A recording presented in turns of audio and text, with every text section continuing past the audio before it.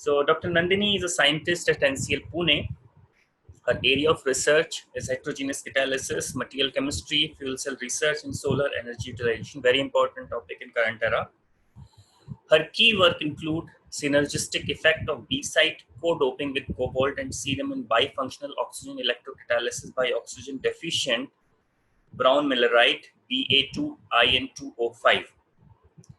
Variation in activity of ruthenium type, titanium oxide and ruthenium alumina catalyst for CO2 hydrogenation.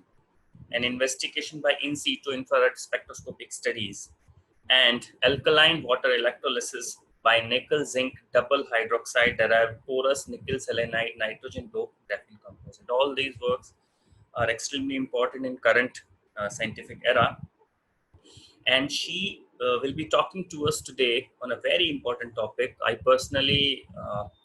I'm also personally involved in this research, which is carbon dioxide conversion to useful chemical. I hope this will be very enriching experience for all of us and the participants. Okay.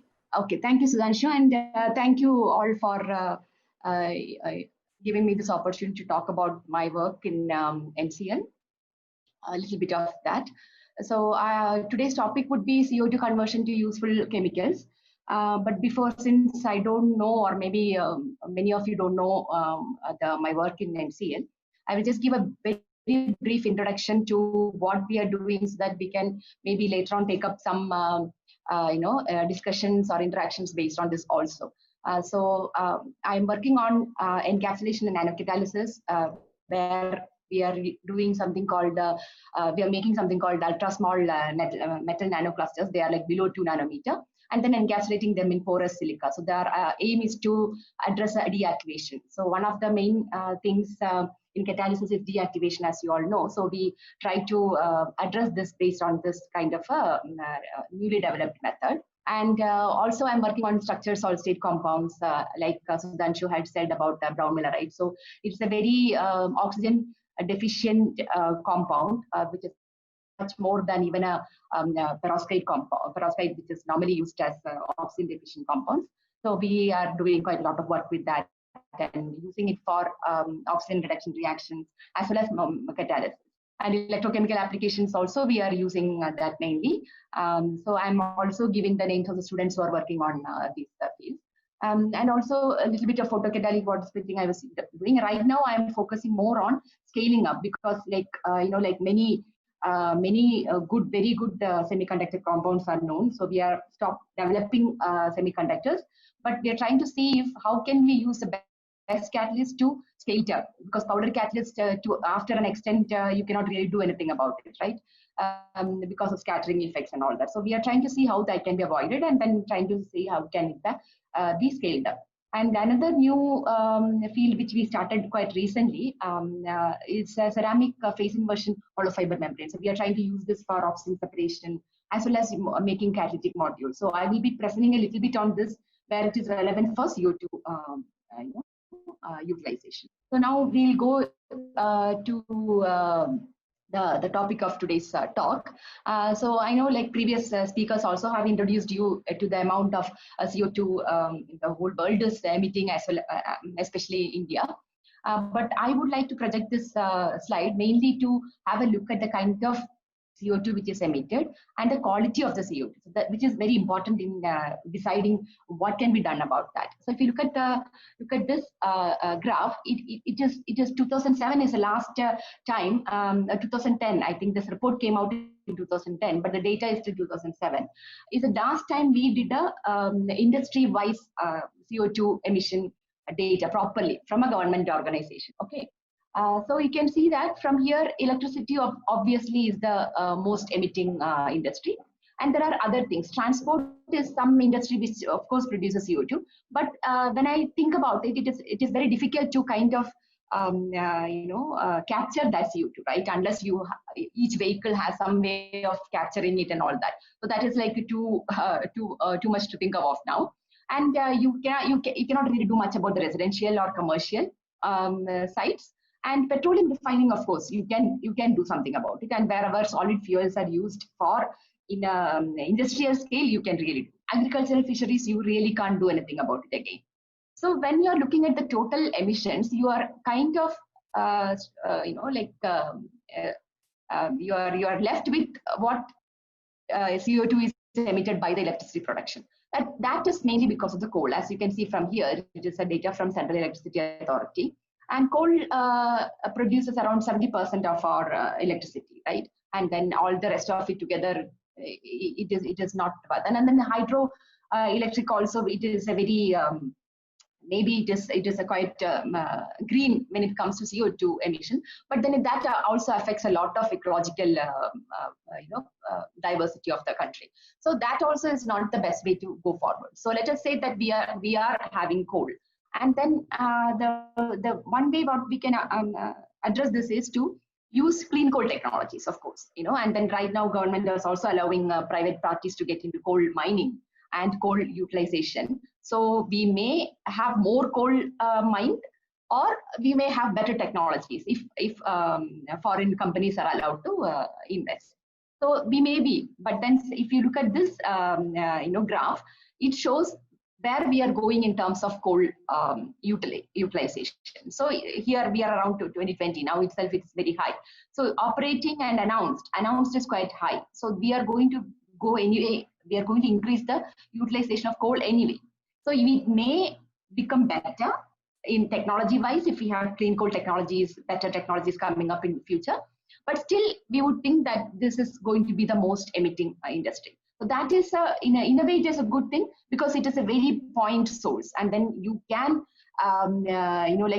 since electricity prices also coming down, maybe it is possible to have a little bit of vent cleaning, so that can be used for CO2 utilization.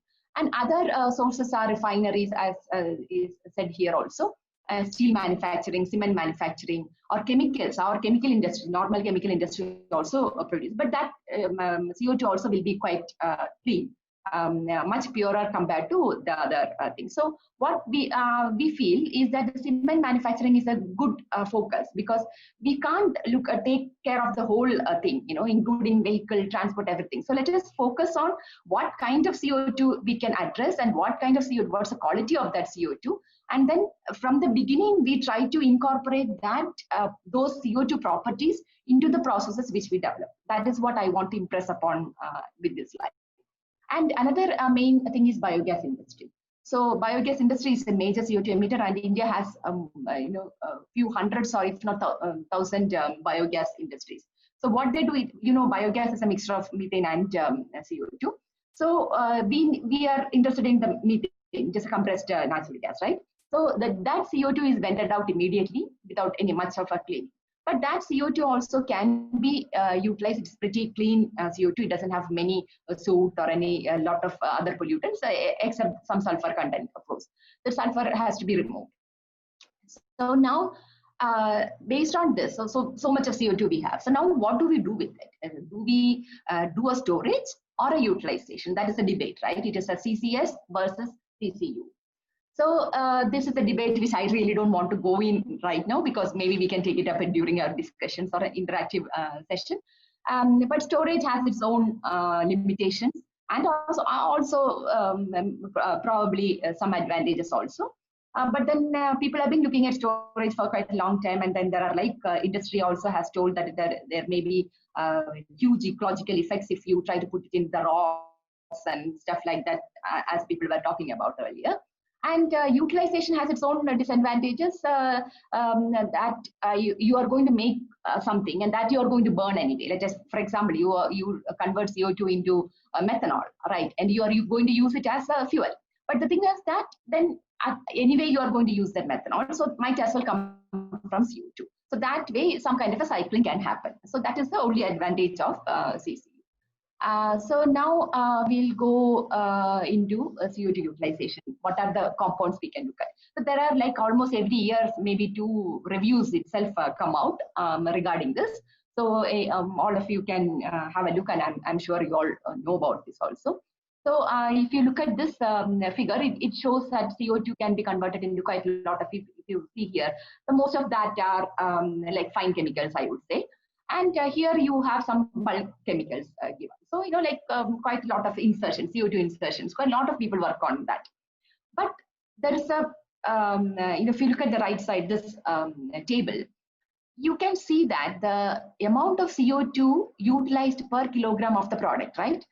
That it has to be around more than 0.5 for it to make any sense of utilization of CO2 as well as economics. So if you look at it like that, you have quite a number of products, bulk products, which you can focus on is quite less. So you can look at methanol, methyl ether, formaldehyde, maybe formic acid, acetaldehyde.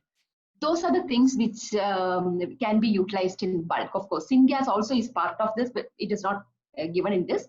But syngas, as you all know, it is a platform chemical. It can be used afterwards into making a lot of chemicals, including methanol and then later FT fuels, and it just goes on.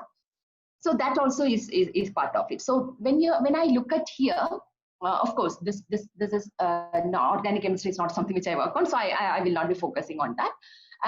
So the bulk products is of interest to me, like, because when I utilize CO2, I want to utilize a substantial amount, right?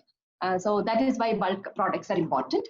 So based on this, I will say, I'll go to the next slide, which says that what are the products which we can use for bulk CO2 conversions, right? I will just come up with that. Yeah. So here, if you look, let us look at CO2 first, right? And then this CO2 can be from coal, as we said earlier. Oil and gas industries produce quite a lot of CO2. And incinerators, this is a new thing because of India's huge amount of solid waste. We don't know what to do with it because we don't really do proper composting. So most of the places incinerators are suggested. So incinerators also produce quite a lot of CO2, very dilute CO2 stream, but still CO2. And chemical industry, as I said earlier, produces quite a lot of CO2, and biogas will produce CO2 plus methane. So this is our sources, right?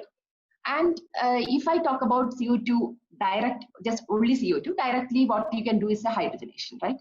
As we saw in the earlier slide also, direct hydrogenation into different products. So you can first, we'll talk about the reverse water gas shift. It is nothing but CO2 plus hydrogen giving CO and H2.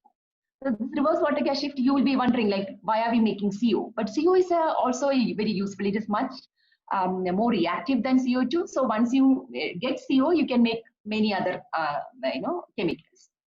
And all direct hydrogenation directly to methanol, right? And then methanol can be again dehydrated to DME. DME is also a very good substitute for LPG and diesel, and in transport, everywhere you can use that. So that way, anyway, you are going to burn, but then your amount of soot, and it's much better fuel than your average hydrocarbon. And also, I will talk a little bit about hydrogenation to methane. So this is actually not a utilization, I would say, for the bulk product, but it is used in strategic applications. So I will talk about that in detail a little bit later.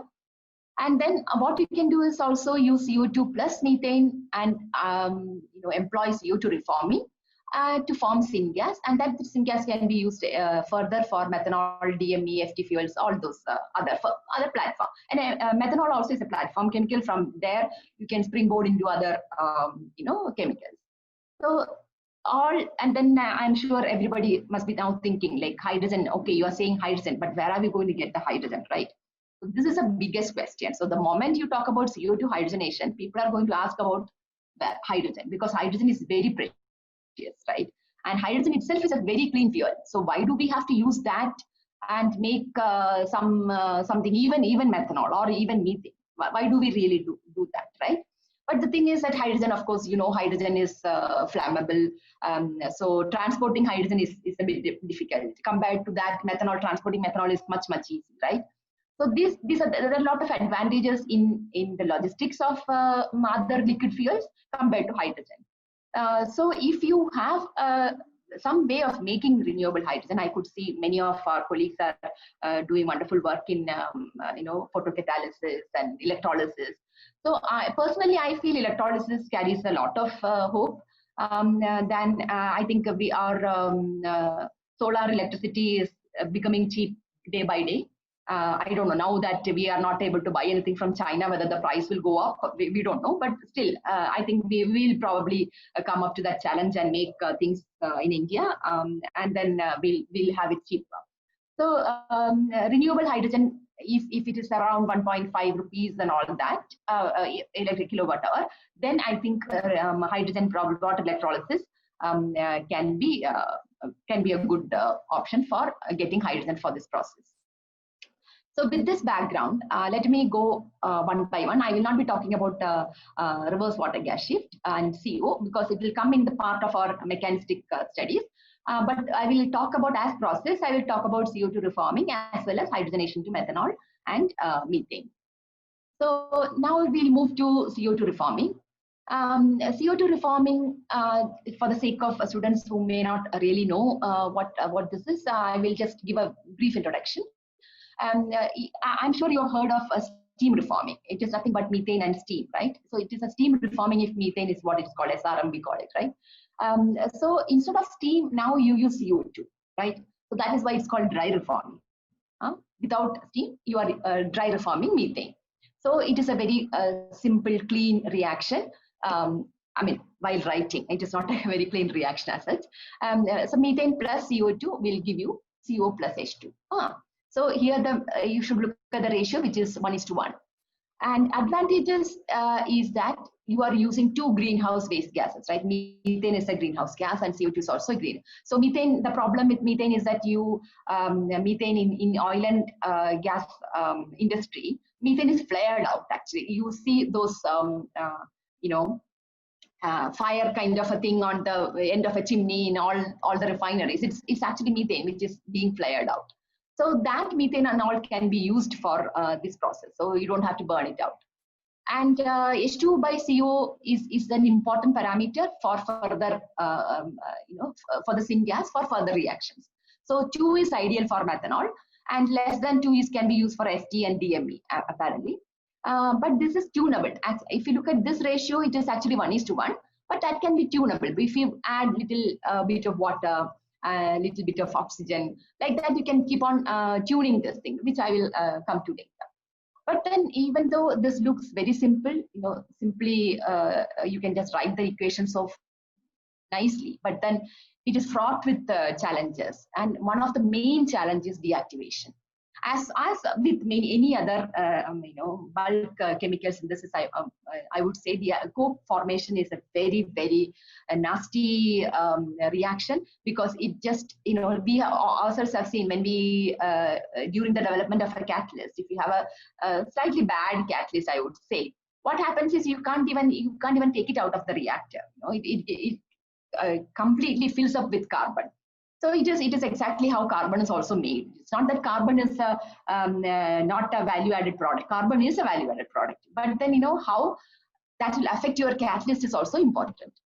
So deactivation can occur through two processes. One is methane decomposition. So methane simply breaks into hydrogen and carbon. So this is actually a very nice reaction if you can somehow find a way to do this without affecting the catalyst, right? Because see, it is the simplest, and the carbon is value added. Hydrogen is extremely valued, right? So this reaction, but the problem with that is, this is another maybe another talk. I can talk about 1 hour for 1 hour about this. So this is a problem which is something which all of us can think of how to get it. Maybe electrochemically you can do this. Then one of the good data out there is a liquid catalyst. So this carbon will come to the top and can be skimmed out. It's an absolutely fantastic reaction if we can get it done with quite good efficiency. But for this reaction, it is a nuisance actually. And another way is 2CO will give you CO2 plus carbon, which is a called Woodward reaction. So these are the two ways in which carbon will form. And another problem is that there are more feasible side reactions. For example, RWGS. So RWGS is a good reaction if you are going to prepare CO from somewhere. But then if you are going to look at something like hydrogen, more hydrogen, then it is a bad reaction because it uses up the hydrogen. Whichever you are producing, that hydrogen is used back. It's a reversible reaction, right? And that makes it low H2 by CO. So now you can see from here, H2 by CO should be around 2 or slightly less than that actually for using it for other products, right? So you don't want whatever little hydrogen you are making to be used up. And if you look at this graph here, thermodynamic analysis says that the temperature at which you have to run your reaction, if you increase your pressure to avoid carbon formation, is quite high. So this is usually, if you are using a biogas, you'll be using around 1, right? So your temperature is quite high. So this is also some one of the problems. This is a carbon problem, which we will say. And you look at, this is a very nice review, and they have done quite a lot of these are all simulations, okay? These are thermodynamic simulations, no catalysis involved, yeah? Here, if you look at the thing, if you look at without any other reaction, just dry reforming reaction, you can see that your equilibrium concentrations are like this, and always you get more CO than hydrogen. This is thermodynamically controlled, right? And now you introduce your side reactions like carbon formation and water. Water is from reverse water gas shift reaction. So you put all your side reactions. This is what you will get. But then of course your CO2 and methane amount also will reduce. So basically, what from here we can understand is a DRM proceeds in the forward direction above 640 degrees centigrade from here. And RWGS can occur only up to 820. RWGS means from here, from water you can figure out. So it comes down, say 820 degree. So that is it. Above 820, you can avoid RWGS. So that means that your H2 amount will be higher at temperatures above 820. And carbon formation due to MD, that is methane decomposition, above 550, and due to Woodward reaction below 700. And of course, you can always use a shift reactor for increasing the hydrogen to CO ratio. So this is a background of the CO2 reforming. So it is like a highly controlled by kinetics and thermodynamics, right? So now I will just go. Now what? So basically, we knew what we should be doing, right? So to avoid carbon formation, that is our main aim. So we have been working in our group in Lattice Incorporation. So I think Sudhanshu will identify this. This is Professor Hegde is a pioneer in Lattice Incorporation of platinum and ceria in India. So we selected AB03 perovskites for doing that, because if Subramaniam, I think, is here from Hyderabad, I think he will also be smiling, because he always says that I have a soft corner for perovskites, which I have actually. So we selected AB03 perovskite. Then what we are trying to do is, see, if you have, this is your usual supported catalyst, right? So you have a nanoparticle cluster on top of a support. Now there are many mechanisms of deactivation. So these nanoclusters will come together, become big particles. As you know, bigger particles are not very good for catalysis.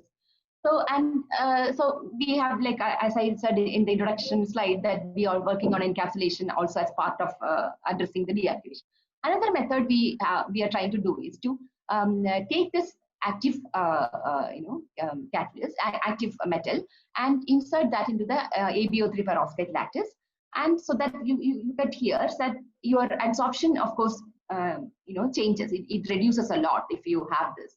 So activity may get compromised little bit, but your deactivation also gets reduced a lot. That is what we have realized.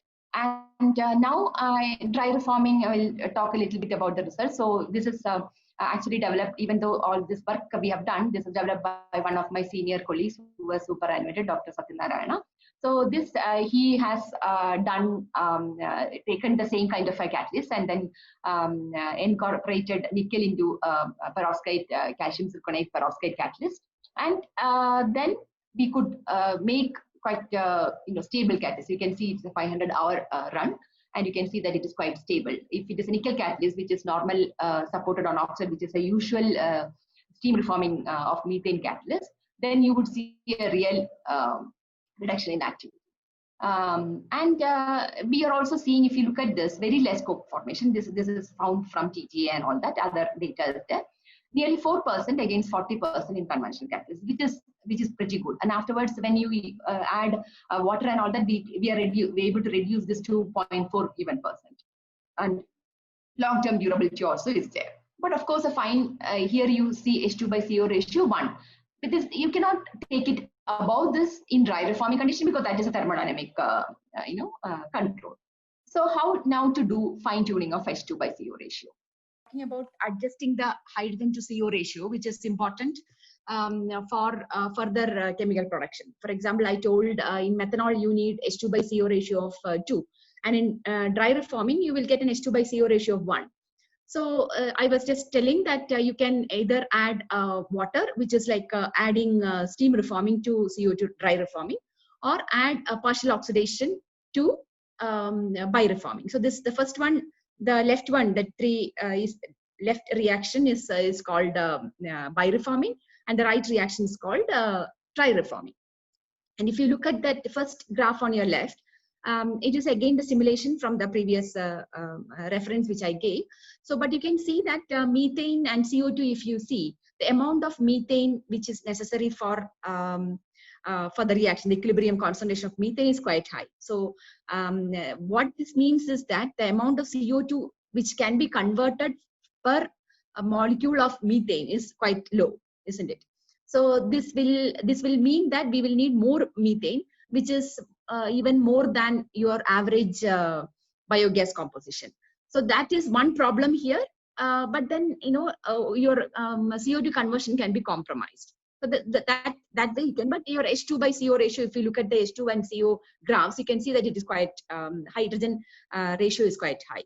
So here also we have worked quite extensively, and then had quite stable, the same catalyst is quite stable. And you can also, if you come to the right side bottom graph, you can see that you are, by adjusting the amount of water, you can adjust the H2 by CO ratio. So this is a very mature technology with NCL right now, and we are in the process of scaling it up to kilogram scales, and then maybe testing the catalyst also in higher scales. So, and to avoid the coking.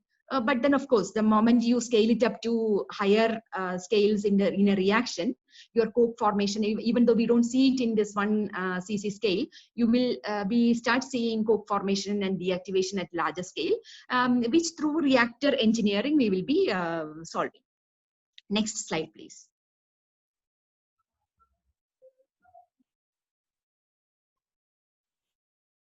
Next slide. Yeah, it is taking time okay, to take time. Okay.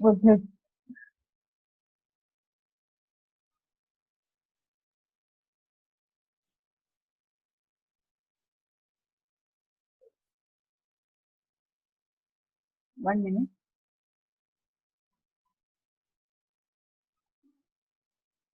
Yeah. So in here, then what we have done is we have also tried to develop a novel ceramic hollow fiber catalyst, which I will talk in detail a little bit later for our module reactions. But if you look at that first graph on your left, first figure on your left, you can see that this is a macro structured catalyst. It is not a, whatever porosity I am showing there is not, you look at the scales, you can see that it is not like a zeolite or even a mesoporous compound. It's a macro structure. It is more or less, I think, if you are aware of catalysts which are used in industry, so they are not normally the powder catalysts which we will use in the lab. So they will have specific structures, and those structures are like people do quite a lot of research into what kind of structures is necessary for reactions. So this is one kind of macro structured catalyst which support we have developed. So we use alumina for this particular reaction, and I mean that depends. We can use many different kind of ceramics for that, and then you can see those finger shaped kind of like or pear shaped porosities. So that is that gives a lot of cavity effect, and then you will get very different selectivity and activity compared to your normal powder catalyst. So that is how we have developed, and we have developed also a method in which very nice distribution of metals can be obtained. So you can see in the right side I've given the metal SEM EDAX images of the metal, and you can also see how it is nicely dispersed inside the cavity. And we have also done a bimetallic deposition of two metals and bimetallic alloy in this particular alumina hollow fibers, and that turns out to be a quite good catalyst for dry reforming of methane.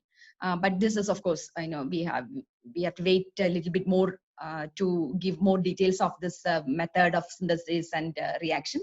But this is a very new thing which we have started developing for not only for this. This is a very universal kind of a macro structure, so it can be used for many different reactions. And we also have seen that it gives very different selectivity and activity compared to your usual powder catalyst, which I will come to in the case of CO2 hydrogenation later.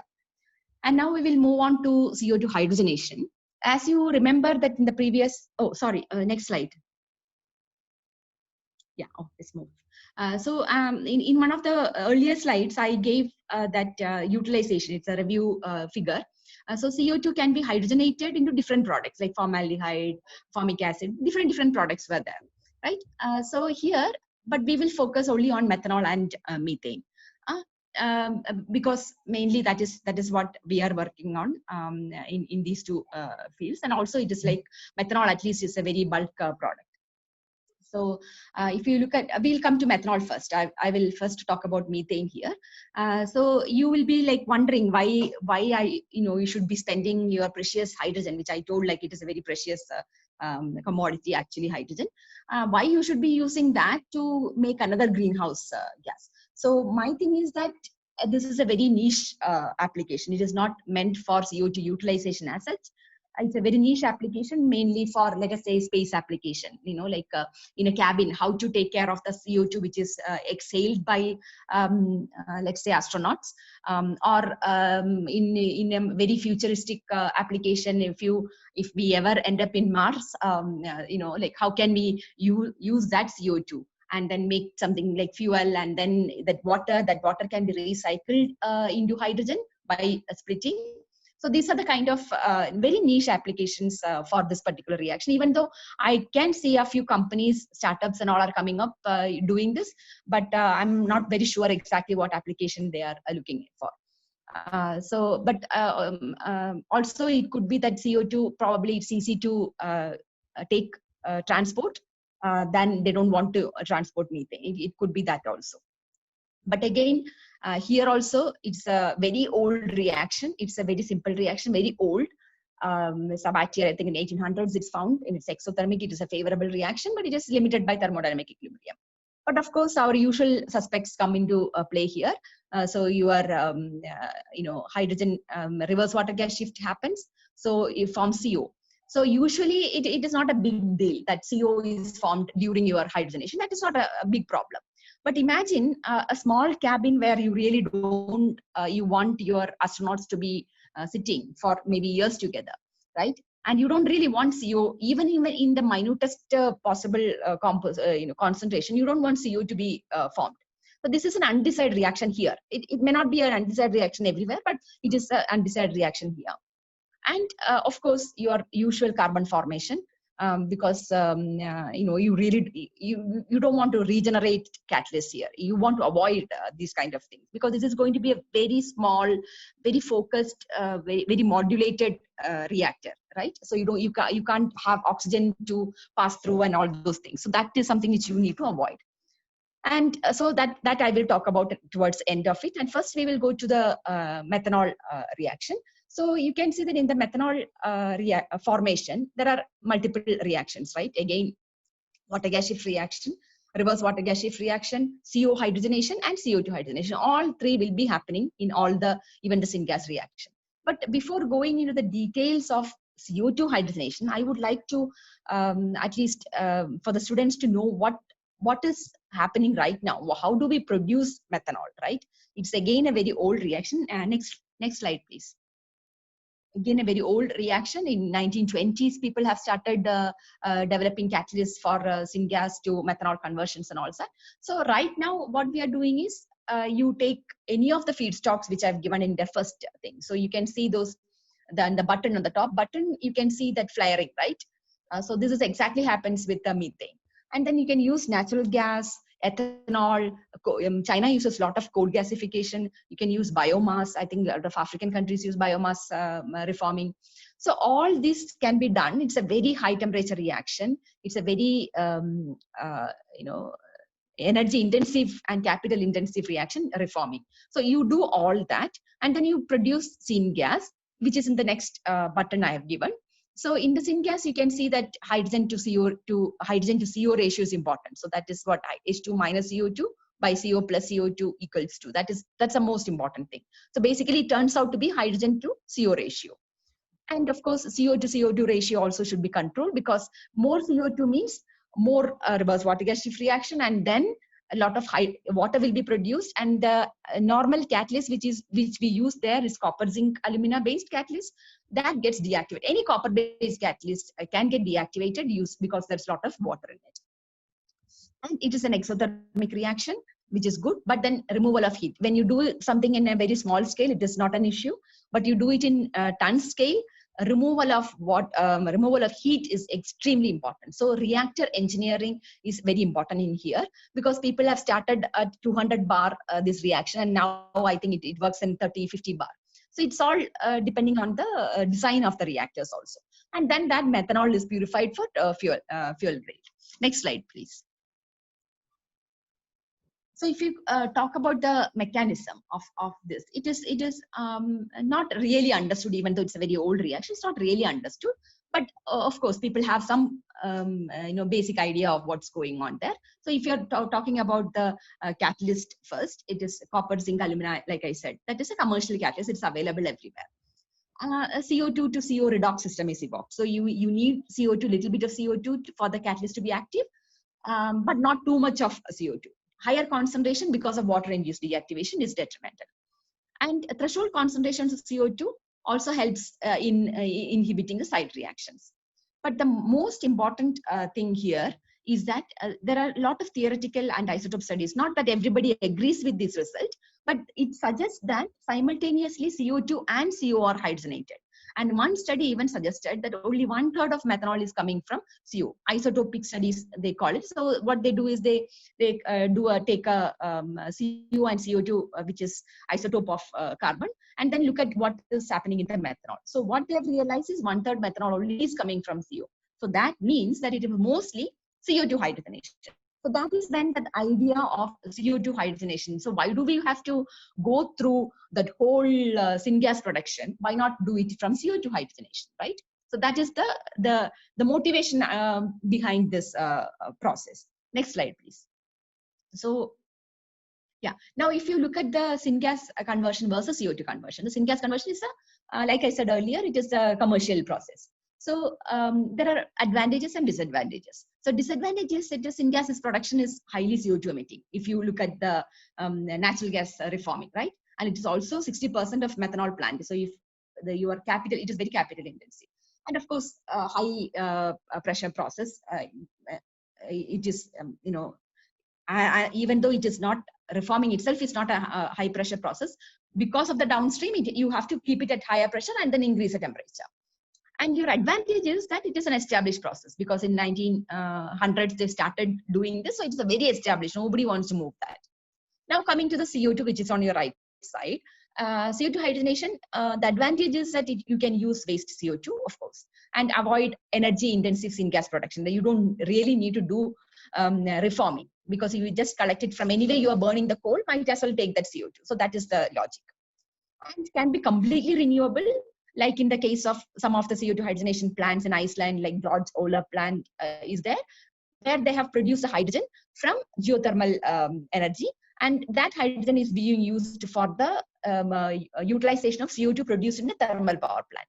So it's a cycle, and if it is produced from renewable, well and good, no problem. Or clean coal technologies, where it is completely a closed cycle. It's called integrated closed cycle. So that all CO2 is even pumped back into the system. So either one of them will do. But the disadvantage is hydrogen sourcing. Like I said earlier, where do you get the hydrogen? Because hydrogen itself is very precious. So why do you really want to use it for this, or use it in a fuel cell and be done with it? So that is one of the disadvantages. And if you are making hydrogen, if you have surplus hydrogen, let us say, but you are making it from any of these, environmentally harmful processes like reforming, then it is actually the whole idea of CO2 utilization is null, right? You cannot use a polluting process to utilize CO2. So that is the disadvantage. Next slide, please.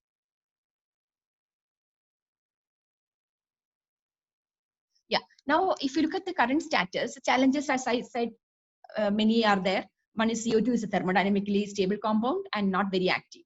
And then you will, if at all you have a catalyst and CO is made, then CO hydrogenation will happen, and that will reduce the CO2 hydrogenation, right? And conventional copper zinc is not very active for your CO2 hydrogenation, because that activates CO, and CO is a very reactive molecule. That is good for CO hydrogenation, but not for CO2 hydrogenation. But most of the work, if you look at the current status below that and that figure which I've given, if you look at it, 79% of the reported work is on, again, copper, zinc, and alumina. So that is a main problem with that. And new work is coming, palladium people are using, but mostly alumina is used. And then zirconium is used to enhance metal dispersions. And some new things like carbides and mixed metal peroxides and all are coming up very recently. So we are at this stage now. And some of the breakthrough research, I will just quickly go through that. The first one is indium oxide. So this is very different from, I'm only presenting three work which could be inspiring or which could be a basis for us to work on. So one is indium oxide and zirconium oxide. So you can see the table which I have given there. Still, they have compared with many catalysts, and you see a conversion. They are extremely low, right? People are even presenting 0.2. That's the carbide which I talked about. 0.2% conversion. You may have a very good selectivity, but your conversions are extremely slow, extremely low, which is a case, but we don't have to really worry about that, because syngas conversion also is very low. Your per-pass conversion for syngas is around 25%. So we really don't need to be disheartened by seeing the conversions, because this is what around 20% would be okay. So we can still go with this kind of work. Next slide, please.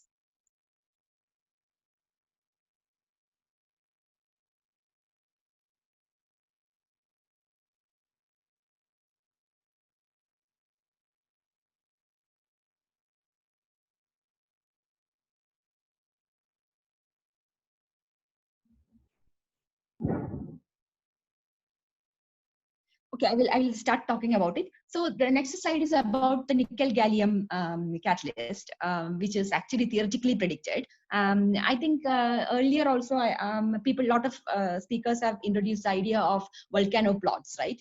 So if you remember, I think Dr. Aditi talked about volcano plot and how the two alloys can be brought in because you have a catalyst which is working. And then you realize, based on the d-band positioning and binding energies, that what two different metals can be alloyed. So in the next slide, is from the group of Professor Nosko, who's a d-band predictor. He has proposed a d-band predictor, right? So I think that all of you must have read these papers in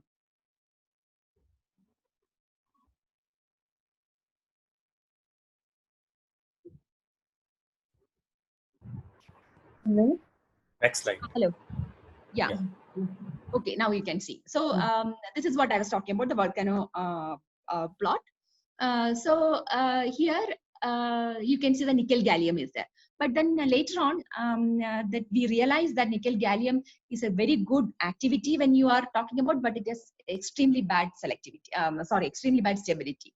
So that is what later on some papers and PhD theses have come out, not from our group anyway. So that is next slide. So you can just keep moving now. Yeah, so this is one of the work which I'm quite impressed with, because here, even though they've used it's not a catalyst development, it is a process development actually. So they've used commercial catalyst for syngas conversion catalyst only. But you look at the top conversion of catalyst, right? So that dotted lines are actually equilibrium conversion. So from the equilibrium conversion itself, it is very clear that when you go to higher pressures, at lower temperature, you will have reasonably good at conversions. So normally you are at 46, 100 bar, you are at around 250 degrees, what the commercial process. You can see that 92 bar, you see around 20% conversion, 20 to 30% conversion. That is where we are right now. But if you keep on increasing the pressure, this is only for CO2 conversion, not for syngas conversion. If you keep on increasing the pressure at very, very high pressures, 500 bar and all, it's not that simple, but still. So it goes into very high, conversions, and selectivity also increases a lot. So basically what you are doing is by increasing the pressure, it's a compromise of the condition, but then your purpose conversions from 20 or 0.2, 5, 10 and all that, you're taking it up all the way to 70, 80%. So this is something which is quite interesting actually. And these people are also, there are some industries in apparently interested in, even though it's a very high pressure. But this is something which we all can also look into. Next slide, please. So here, I will, anyway, whatever we are doing with the CO2 methanol, I will not be dwelling into our results a lot. Before that, instead of that, I will move on to CO2 to methane reactions, which we are doing. So like I said, we are working with the ISRO we were working with ISRO for this work. So it's a very niche application. So that is why CO2 too. So, but I'm interested in this also because we have to make miniature reactors. It is not, you cannot scale it up. You have to make it miniature because it has to be a very compact system. And also it is a very simple and nice reaction to study the mechanism. So that is why we got into this. And your left-hand side graph, it's an activity graph. So it's a CO2 conversion is shown, and we have used 2 different catalysts, and alumina and titanium, and which shows that the support has a lot of effect. And why this is happening, I will come to with the in situ IR later. Again, we have, like I said, miniaturization is something which we are interested in. So modulation is important. So this is again, we have used that ceramic porous ceramic hollow fibers. So you can see that in middle one figure I've given as X-ray tomography of alumina hollow fibers, right? So that you can see on the right, the figure D, you can see that shows the porous structure. So you have like a pear-shaped structures which you could see in the SEM, but this is an X-ray tomography which is non-destructive, and you can see that whole number of cavities which are nicely deployed on the wall. So this is a very good method of putting the catalyst and deploying the catalyst, and a lot of controllers there. And also we have figured out, if you go to the right side of your screen, you can see I've given the first graph is of the hollow fiber catalyst, and bottom is of the nickel alumina powder. Okay, so if you look at the nickel alumina powder, it is more CO active, right? CO selectivity is more, and methane is like very low. So this is not but we use the same catalyst. This is just in a powder form. Same catalyst, we made the alumina hollow fiber and then deployed the nickel in that, and then you can see that methane selectivity is increasing, right? So that is why I've called it a selectivity tuning by modulation. Just by modulation, it is the same catalyst. There is no chemistry difference, but still by modulation, that is a reactor engineering, we could get a very nice selectivity. So this is something which is of interest to us, and then we are trying to understand Dr. why. Can you summarize in 5 minutes, madam? Yeah, I can. And then because of the inherent porous structure and diffusion in contact time, we are expecting this. So next slide, please. Now I have only 2 slides. Now, like I said, CO2 hydrogenation, we are also interested in understanding the mechanism of this through intermediates, right? So if you look at this figure, CO2 gas has to be adsorbed first, right? So that star CO2 is an important intermediate. And then you have other like CXHY and CX oxygenated, XY oxygenated. So these are the things which will give you CO2. As such, we can give you CO2 gas, as you can see in the direct CO bond cleavage path. If you see, it cleaves into CO and oxygen, and then the CO is weakly bound. That means it just goes off as a product. So you should not have an intermediate which is weakly bound. which can make a form a product. For example, if I am trying to make methane, my intermediate CO should not be weakly bound. It should be strongly bound, and it should react further, and it should be stabilized on top of it. So these are the understandings which we will need, and a lot of DFT studies are done. I think I've given the references. If you can go and have a look at it, it's not ours anyway. What we can say from here is that oxygen vacancies are good, CO2 adsorption sites, and of course I said weakly bound intermediate decides which selectivity of the product. And for methanol formation, CO from RWGS via carboxylate or direct CO bond cleavage can be possible, and formate intermediate mechanism. These are the three things which we normally go for. And CO formation from direct CO bond cleavage is what from decarboxyl dissociation is what will produce CO. And methane formation is through a direct CO2 dissociation, followed by several hydrogenation steps. Next slide, please. So we also did, so this is all DFT studies, right? So we wanted to see whether we can really observe this under reaction conditions. This we have done because we can, it is a room temperature, ambient pressure condition. So we could use our in situ IR cell, and then we could do quite a lot of studies on that. Quite a lot of effort is needed, but still I think it gives you a very good image, picture of what is going on in that. So you can see, I think I've given the reference. You please go and read that for more details. But what I've given is that that in red in your right side of your screen, I've given the formyl. So that what we think is that formyl is the most important intermediate. Even from DFT also, people have suggested that formyl could be an important intermediate. From here, what we think is that formyl is an important, intermediate. So next slide, please. Yeah. So here, again, we are seeing that ruthenium and titanium. So we saw that titanium is a better support for this, right? So what we think is that it is a better support because it forms formyl groups at even as low as 175. So your lower temperature activity increases. So this is what we have figured out, and quite a lot of interfaces also it becomes very important here. Even earlier also people have done DFT studies. They could see that the CO2 binds to platinum silica in a different way compared to platinum on titanium. It's exactly same way here. We also think that your CO2 forms formyl in the interfaces.